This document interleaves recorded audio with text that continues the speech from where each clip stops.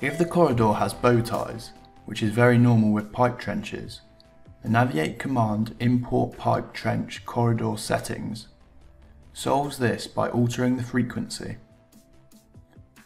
When the command starts, select the corridor and press enter. Select the pipe trench sample corridor. In the description there are directions on how to use the pipe sample corridor. Tick frequency and stations from the alignment interval. In the first box, set the general interval for the corridor. Under min distance from vertex, set the free distance on each side of the vertex. This should be roughly half the width of the trench. Fillet radius is by default set to 1 mm, which means that each node of the alignment a 1 mm arc will be inserted.